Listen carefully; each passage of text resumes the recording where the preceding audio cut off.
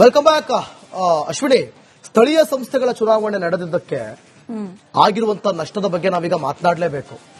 ಸುಮಾರು ಈ 5 ವರ್ಷಕ್ಕೆ 25,000 ಪ್ಲಸ್ ಕೋಟಿ ಹಣ ನಿಮಗೆ ಹಂಚಿಕೆ ಆಗಿರೋದು. ಆದ್ರೆ ಚುನಾವಣೆ ನಡೆಸುತ್ತಿದ್ದಕ್ಕೆ 2025-26ರಲ್ಲಿ ಸುಮಾರು 3,175 ಕೋಟಿ ನಿಮಗೆ ನಷ್ಟ ಆಗಿರೋದು.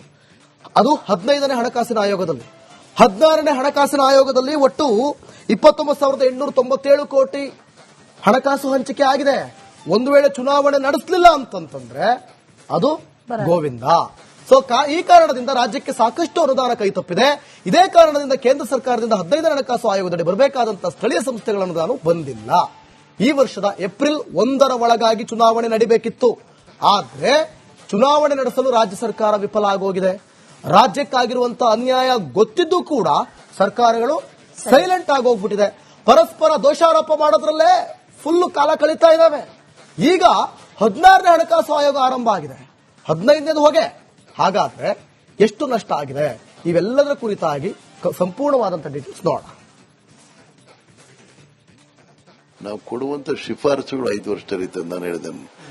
ಕೇಂದ್ರ ಸರ್ಕಾರದ 15ನೇ ಹಣಕಾಸು ಆಯೋಗ 2021ರಲ್ಲಿ ಕೊಟ್ಟಂತ ವರದಿ, ಅದರ ಶಿಫಾರಸುಗಳು 2026 ಮಾರ್ಚ್ 31ರವರೆಗೂ ಇತ್ತು, ಮೊನ್ನೆವರೆಗೂ. ಈಗ ಏಪ್ರಿಲ್ 1ನೇ ತಾರೀಕಿಂದ 2026ರಿಂದ 2031 ಮಾರ್ಚ್ 31ರವರೆಗೂ ಕೂಡ ಕೇಂದ್ರ ಹಣಕಾಸು ಆಯೋಗ ಕೊಟ್ಟಿರುವಂತಹ ಶಿಫಾರಸುಗಳನ್ನು ಕೇಂದ್ರ ಸರ್ಕಾರ ಜಾರಿಗೊಳಿಸಬೇಕು. ಅದೇ ರೀತಿ ನಾವು 2023ರಿಂದ ಸಾಮಾನ್ಯವಾಗಿ ಎಲ್ಲರೂ ಕೂಡ ಒಂದೊಂದು ವರದಿನ 5 ವರ್ಷಕ್ಕೆ ಸಂಬಂಧಪಟ್ಟಂತೆ ಕೊಡ್ತಾರೆ. ನಮಗೆ ವಿಶೇಷ ಸನ್ನಿವೇಶದಲ್ಲಿ 15ನೇ ಹಣಕಾಸು ಆಯೋಗದ ಷರತ್ತುಗಳಿಗೆ ಅನುಗುಣವಾಗಿ ನಾವು ಅದನ್ನು ರಚನೆ ಆಗಬೇಕು ಅಂತ ಹೇಳಿ 2023ರಲ್ಲಿ ರಚನೆ ಆದರೂ ಕೂಡ 24 ಮಾರ್ಚ್ 31ರೊಳಗೆ ಅದು ರಚನೆ ಆಗದೆ ಇದ್ರೆ ರಾಜ್ಯಕ್ಕೆ ಬರಬೇಕಾಗಿದ್ದಂತ ಹಣನ ತಡೆ ಹಿಡಿತೀವಿ ಅನ್ನೋಂತ ಒಂದು ಷರತ್ತು ಕೂಡ 15ನೇ ಹಣಕಾಸು ಆಯೋಗದಲ್ಲಿ ಸೇರಿತ್ತು. ಇನ್ನು ಧಾರವಾಡದಲ್ಲಿ ಮಾಜಿ ಸಂಸದ ಉಗ್ರಪ್ಪ ರಿಪಬ್ಲಿಕ್ ಕನ್ನಡದ ಜೊತೆ ಮಾತಾಡಿದ್ರು. 5 ವರ್ಷಕ್ಕೊಮ್ಮೆ ಚುನಾವಣೆ ನಡೀಬೇಕು ಅನ್ನುವಂಥದ್ದು ಸಂವಿಧಾನದಲ್ಲಿದೆ. ಬಿಜೆಪಿ ಅವಧಿಯಲ್ಲಿ ಕೆಲವು ಗೊಂದಲಗಳಿಂದ ಸ್ಟೇ ಇದೆ. ಹೈಕೋರ್ಟ್ನಿಂದ ಸುಪ್ರೀಂ ಕೋರ್ಟ್ಗೂ ಕೂಡ ಈ ವಿಚಾರ ಹೋಗಿತ್ತು. ಸುಪ್ರೀಂ ಕೋರ್ಟ್ ಡೈರೆಕ್ಷನ್ ಕೊಡ್ತು. ಅತಿ ಶೀಘ್ರದಲ್ಲಿ ಲೋಕಲ್ ಬಾಡಿ ಎಲೆಕ್ಷನ್ ನಡೆಸೋದಕ್ಕೆ ಸರ್ಕಾರ ಸಿದ್ಧತೆಯನ್ನ ಮಾಡಿಕೊಂಡಿದೆ ಅಂತ ಹೇಳಿದ್ದಾರೆ. ಅದರ ಜೊತೆಗೆ ಒಂದಿಷ್ಟು ವಿಚಾರಗಳ ಬಗ್ಗೆ ಮಾತಾಡಿದ್ದಾರೆ. ಏನ್ ಹೇಳಿದ್ದಾರೆ ಬನ್ನಿ ನೋಡೋಣ. ನೋಡಿ, ಸಂವಿಧಾನದ ಆರ್ಟಿಕಲ್ 243 73 74th ಅಮೆಂಡ್ಮೆಂಟ್ ಮಾಡಿದ ಮೇಲೆ ಲೋಕಲ್ ಅಥಾರಿಟೀಸ್ ಏನಿದ್ದಾವೆ, ಅದು ಗ್ರಾಮ ಪಂಚಾಯಿತಿಯಿಂದ ಹಿಡಿದು ಜಿಲ್ಲಾ ಪಂಚಾಯತ್ ಇರಬಹುದು, ನಗರಸಭೆಗಳಿರಬಹುದು, ಕಾರ್ಪೊರೇಷನ್ಸ್ ಇರಬಹುದು, 5 ವರ್ಷಕ್ಕೆ ಒಮ್ಮೆ ಚುನಾವಣೆಗಳು ನಡೀಬೇಕು ಅಂತೇಳಿ ಸಂವಿಧಾನದ ಡಿಕ್ಟಮ್. ಆದರೆ ಅನ್ಫಾರ್ಚುನೇಟ್ಲಿ ಬಿಜೆಪಿ ಅವಧಿಯಲ್ಲಿ ಕೆಲವು ಗೊಂದಲಗಳ ಮಾಡಿದಂತ ಹಿನ್ನೆಲೆಯಲ್ಲಿ ಹೈಕೋರ್ಟ್ ಅಲ್ಲಿ ಕೆಲವು ಸ್ಟೇಗಳನ್ನು ಬಂದಿದೆ. ಈಗ ಹೈಕೋರ್ಟ್ ಆಯಿತು, ಸುಪ್ರೀಂ ಕೋರ್ಟ್ಗೆ ಹೋಗಿದೆ. ಸುಪ್ರೀಂ ಕೋರ್ಟ್ನವರ ಡೈರೆಕ್ಷನ್ಸ್ ಇದೆ. ಬಹುಶಃ ಅತಿ ಶೀಘ್ರದಲ್ಲೇ ರಾಜ್ಯ ಸರ್ಕಾರ ಗ್ರಾಮ ಪಂಚಾಯಿತಿ, ಜಿಲ್ಲಾ ಪಂಚಾಯಿತಿ, ತಾಲೂಕ್ ಪಂಚಾಯಿತಿ ಹಾಗೆ ಬೆಂಗಳೂರು ನಗರ ಪಾಲಿಕೆನೂ ಸೇರಿದಂತೆ ಚುನಾವಣೆಗಳನ್ನು ನಡೆಸತಕ್ಕಂತ ಸಿದ್ಧತೆಗಳು ಇವತ್ತು ರಾಜ್ಯದಲ್ಲಿ ನಡೀತಾ ಇದ್ದಾವೆ. ಹಾಗಾಗಿ ಆದಷ್ಟು ಬೇಗ ರಾಜ್ಯ ಸರ್ಕಾರ ಚುನಾವಣೆಗಳನ್ನು ನಡೆಸಬೇಕು. ಇನ್ನು ಆರ್ ಅಶೋಕ್ ಅವರು ಕೂಡ ಮಾತನಾಡಿದ್ದಾರೆ. ಅಶ್ವಿನಿ, ಸ್ಥಳೀಯ ಸಂಸ್ಥೆ ಚುನಾವಣೆ ಮಾಡದ ವಿಚಾರವಾಗಿ ಮೊದಲೆಲ್ಲ ಕೋಲ್ಡ್ ವಾರ್ ನಡೀತಾ ಇತ್ತು. ಈಗೆಲ್ಲ ಓಪನ್ ವಾರೇ ಶುರುವಾಗ್ಬಿಟ್ಟಿದೆ. ಸಿಎಂ ಡಿಸಿ ನಡುವೆ ಓಪನ್ ವಾರೇ ನಡೀತಾ ಇದೆ. ಸಿದ್ದರಾಮಯ್ಯ ಕೊಡಲ್ಲ, ಡಿಕೆಶಿ ಬಿಡಲ್ಲ, ಎಲ್ಲಾ ದರ ಹೆಚ್ಚಳ ಮಾಡ್ತಿದ್ದಾರೆ. ಮೊನ್ನೆ ವಿದ್ಯುತ್ ದರ ಹೆಚ್ಚಳ ಮಾಡಿದ್ರು. ಈಗ ಎಣ್ಣೆ ಮೇಲೆ ದರ ಹೆಚ್ಚಳ ಮಾಡ್ತಾ ಇದ್ದಾರೆ. ಪೆಗ್ ಹಾಕೋರೆಲ್ಲ ಫುಲ್ ಸ್ಟಾಕ್ ಮಾಡ್ಕೊಂಡ್ಬಿಡಿ. ಆಮೇಲೆ ಪೆಟ್ರೋಲ್ ದರ ಹೆಚ್ಚಳ ಮಾಡ್ತಾರೆ. ಜಿಬಿಎ ಕಚೇರಿ ಮುಂದೆ ಕಸದ ರಾಶಿ ಇದೆ. ನೀವು ಗಮನಿಸಿರ್ಬೋದು.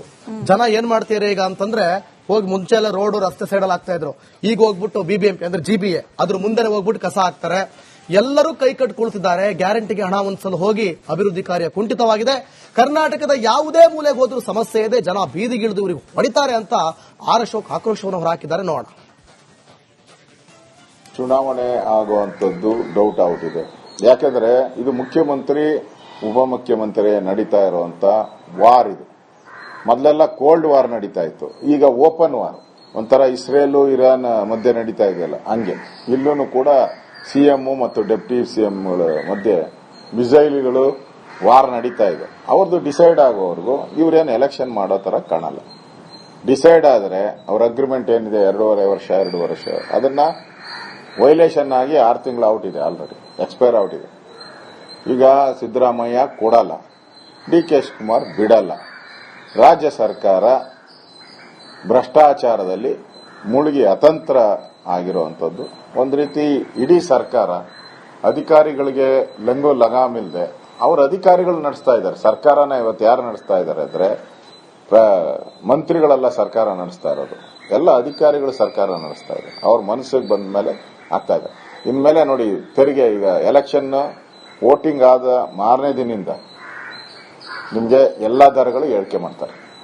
ಈಗ ಮೊನ್ನೆ ಎಲೆಕ್ಟ್ರಿಸಿಟಿ ಚಾರ್ಜ್ ಅನ್ನ ಜಾಸ್ತಿ ಮಾಡಿದ್ರು 56 ಪೈಸೆಯನ್ನು. ನೆಕ್ಸ್ಟ್ ಈಗ ಆಲ್ಕೋಹಾಲ್ ಮೇಲೆ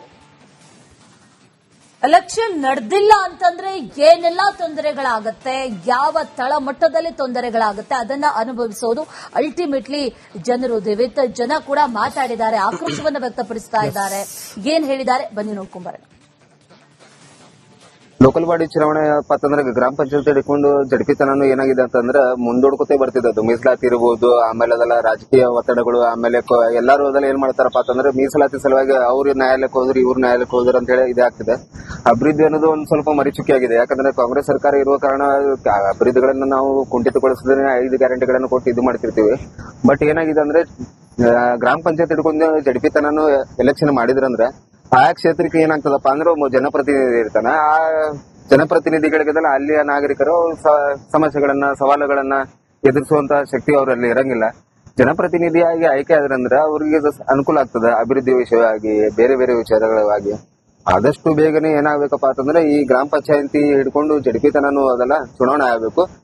ಸರ್ಕಾರ ಇದಕ್ಕೊಂದು ಮುಂದಾಲೋಚನೆಯನ್ನ ಅನುಸರಿಸಿಕೊಂಡು ಮತ್ತೊಂದು ಕಟ್ಟುನಿಟ್ಟಿನ ಕ್ರಮಗಳನ್ನು ತಗೊಂಡು ಯಾವುದೇ ರೀತಿಗೆ ಒತ್ತಡಕ್ಕೆ ಒಳಗಾಗದೇನೆ ಆದಷ್ಟು ಹೇಳ್ಬೇಕು ಅಂತ ಹೇಳಿದ್ರೆ ಇವತ್ತು ಅಭಿವೃದ್ಧಿ, ಈಗ ಸ್ಥಳೀಯವಾಗಿ ಏನು ನೀರಿನ ತೊಂದರೆ ಇರ್ಬೋದು, ವಿದ್ಯುತ್ ತೊಂದರೆ ಇರ್ಬೋದು, ಅಥವಾ ರಸ್ತೆ ತೊಂದರೆ ಇರ್ಬೋದು, ಯಾವುದೇ ಆದಂತ ಜನಗಳಿಗೆ ಸಮಸ್ಯೆಗಳು ಬಂದ್ರೆ ಅಲ್ಲಿ ಸ್ಥಳೀಯ ಪ್ರತಿನಿಧಿಗಳಿದ್ರೆ ತಕ್ಷಣಕ್ಕೆ ಸಿಗುವಂತ ಒಂದು ವ್ಯವಸ್ಥೆ ಆಗುತ್ತೆ. ಯಾಕಂದ್ರೆ ಅಧಿಕಾರಿಗಳು ಯಾವ ರೀತಿ ಕೆಲಸ ಮಾಡ್ತಾರೆ ಅಂತ ತಾವೆಲ್ಲರೂ ನೋಡಿದ್ದೀರಾ. ಯಾಕಂದ್ರೆ ಅಧಿಕಾರಿಗಳಿಗೆ ಪ್ರತಿ ತಿಂಗಳಾದ್ರೂ ಸಂಬಳ ಬರುತ್ತೆ ಹೊರತು ಯಾವುದೇ ರೀತಿಯಾದಂತಹ ಜವಾಬ್ದಾರಿ ಇರೋದಿಲ್ಲ. ಅವ್ರನ್ನ ಕೇಳಬೇಕು ಅಥವಾ ಅವ್ರನ್ನ ಪ್ರಶ್ನೆ ಮಾಡಬೇಕು ಅಂತ ಹೇಳಿದ್ರೆ ಜನಪ್ರತಿನಿಧಿಗಳು ತುಂಬಾ ಮುಖ್ಯ. ಹಾಗಾಗಿ ಸಾರ್ವಜನಿಕರಿಗೆ ಸಾಕಷ್ಟು ಸಮಸ್ಯೆಗಳಾಗ್ತದೆ. ಕರ್ನಾಟಕ ರಾಜ್ಯದಲ್ಲಿ ನಿಜಕ್ಕೂ ಇವತ್ತು ಜನರ ಪರಿಸ್ಥಿತಿ ಹೇಳತ್ತಿರಲಿಲ್ಲ, ಆ ರೀತಿಯಾಗಿದೆ. ಹಾಗಾಗಿ ತಕ್ಷಣ ರಾಜ್ಯ ಅವ್ರನ್ನ ಕೇಳಬೇಕು ಅಥವಾ ಅವ್ರನ್ನ ಪ್ರಶ್ನೆ ಮಾಡಬೇಕು ಅಂತ ಹೇಳಿದ್ರೆ ಜನಪ್ರತಿನಿಧಿಗಳು ತುಂಬಾ ಮುಖ್ಯ. ಹಾಗಾಗಿ ಸಾರ್ವಜನಿಕರಿಗೆ ಸಾಕಷ್ಟು ಸಮಸ್ಯೆಗಳಾಗ್ತದೆ. ಕರ್ನಾಟಕ ರಾಜ್ಯದಲ್ಲಿ ನಿಜಕ್ಕೂ ಇವತ್ತು ಜನರ ಪರಿಸ್ಥಿತಿ ಹೇಳತ್ತಿರಲಿಲ್ಲ, ಆ ರೀತಿಯಾಗಿದೆ. ಹಾಗಾಗಿ ತಕ್ಷಣ ರಾಜ್ಯ